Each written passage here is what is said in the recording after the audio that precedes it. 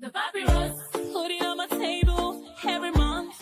I don't wanna be sick. Don't even try to hide it. No, I don't wanna lose it. And you see how it is, it's so important. The papyrus, we're all so alive. The papyrus. Hello, welcome to the Papyrus TV News Update. First, the headlines. Civil society groups criticize Nnpcl over Port Harcourt Refinery. Senator passed controversial tax reform bill. Senator Shettima returns from Energy Summit in Côte d'Ivoire. National Assembly takes action on mining firms. OPEC postponed output meeting to December amid signs of disagreement. Tinubu makes history, visit France to boost ties. Al-Hassan Abdullahi elected as NUJ national president. Now the news in details. The Coalition of Civil Society Organizations, CSOs, under the Coalition for Accountability and Transparency in Energy Sector, CATES, has condemned the Nigerian National Petroleum Corporation Limited, Nnpcl, for its announcement that the Port Harcourt refinery has been activated. In a statement released on Wednesday, the 27th of November, the coalition argued that what NNPC is celebrating is not a fully functional refinery, but a blending plant. According to the spokesperson, Dr. Linus Iko, Nigerians funded the project with expectation of a full-fledged refinery and not a downgraded facility. The NNPCL was allocated significant funds to transform Port Harcourt into a world-class refinery. Instead, they have turned it into a blending plant, despite warning about the environmental risks this poses to an already degraded region, Uko stated. The coalition criticized NNPCL for what they describe as a grand deception and urged Nigerians not to be misled into celebrating an incomplete project. They also called on the NNPCL management to explain how over 17 trillion naira allocated to refineries was spent, given that the Port Harcourt, Warri and Kaduna refinery remain non-operational.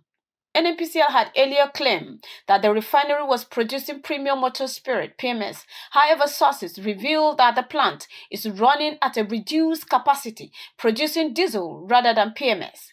Critics have accused NNPCL of blending imported products and passing them off as refined output. Meanwhile, the Senate is set to pass the controversial tax reform bill today, which include the exemption of Nigerians earning less than 1 million naira per annum. Tax executive, including Zach Adedeji, executive chairman of Federal Inland Revenue, FIRS, and Taiwo Oyedele, chairman of the Presidential Committee on Fiscal Policy and Tax Reforms, assured lawmakers that the bill aims to tax prosperity, not poverty. They also propose a review of value-added tax VAT sharing, which currently favors states like Lagos, to make it more equitable. The Deputy Senate President, Senator Barrow Jibrin, announced during yesterday's plenary that the debate would continue today following an executive session. The bill are expected to be fast-tracked through second reading and passage. The bill had been listed for first reading on October 30th, but were delayed due to ministerial screening. If passed, the legislation is expected to reshape Nigerian tax structure significantly. Moving on, Vice President Kashim Shettima has returned to Nigeria following his participation in the inaugural International Exhibition of Extractive and Energy Resources, Ceres Expo, held in Abidjan, Côte d'Ivoire. Although no official announcement accompanied his return, sources revealed that Shettima arrived at Abuja on Wednesday, November 27th night, via the Nnamdi Azikiwe International Airport. During the summit, termed Policies and Strategies for the Sustainable Development of the Extraction and Energy Industries, Shettima advocated for improved governance, transparency and collaboration among African leaders and industry stakeholders to harness the continent's resources for sustainable growth. He also reiterated Nigeria's dedication to fostering an inclusive, extractive industry grounded in regional partnership and capacity development. The event brought together leaders from across Nigeria to explore innovative strategies for resources management and energy security. In another report, environmental advocacy group have praised the Nasarawa House of Assembly for summoning Multiverse Sinid Mining Company Limited over alleged environmental violation in the Abuni community of Awe local government area of the state. The summon followed a petition by three organizations: Renew Development Initiative (RID), Environmental Defenders Network (EDEN), and Citizens Free Service Forum (CFSF), highlighting pollution of the Rafin-Jaki rivers, indiscrimination blasting, and the company's failure to honor agreements with community. Honorable Mohammed Adamu Omadefo, Chair of Assembly's Committee on Environment, led a fact-finding mission to the company's site in Abuni and Akuba, Lafia local government. The committee assessed compliance with environmental and operational regulations, emphasizing that the Assembly would not allow Nasarawa to face the challenges of Niger Delta. Community leaders expressed dissatisfaction with the company's neglect, citing unmet promises for the road, electricity, scholarship, and healthcare facilities. Advocacy group commended the Assembly's proactive stance. RDI Executive Director Philip Jakbo stated, "This step ensures that lithium and other materials extraction do not harm communities or environment."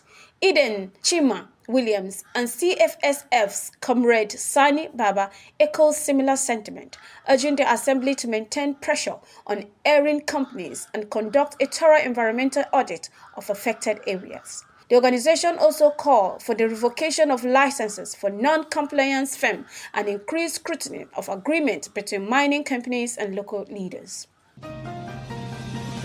Moving on, the OPEC alliance, comprising 22 major oil-producing nations led by Saudi Arabia and Russia, has postponed its ministerial meeting from this weekend to December 5th, 2025. Originally scheduled for Sunday, the 24th of November 2024, the meeting was set to decide on the group's 2025 output policy. The Organization of the Petroleum Exporting Countries, OPEC, attributed the delay to a scheduling conflict with the 45th Gulf Summit in Kuwait City, which several ministers will attend. The rescheduling meeting will now be held online, according to OPEC spokesperson.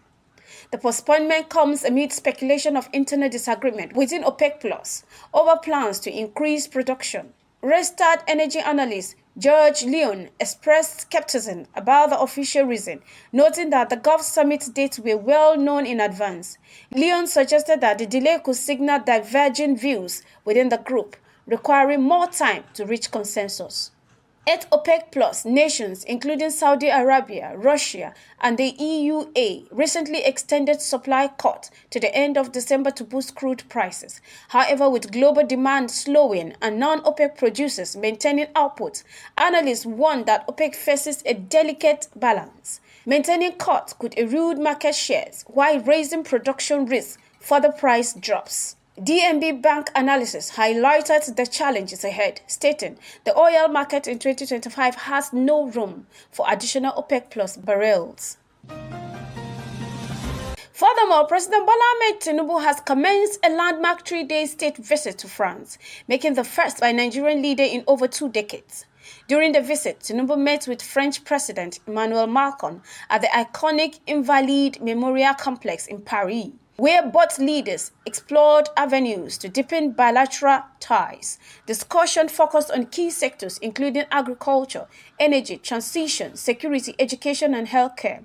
Tinubu delegation emphasized the strategic importance of visit, citing opportunities to attract foreign investors and address Nigerians' pressing economic challenges.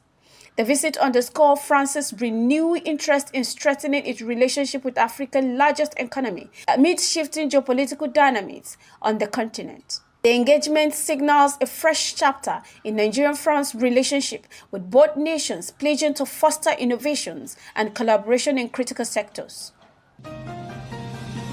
Finally, Alhassan Yahaya Abdullahi from Gombe State has emerged as the new national president of the Nigerian Union of Journalism, NUJ, after a decisive victory on the 8th Triennial National Delegates Conference held in Owerri, Imo State.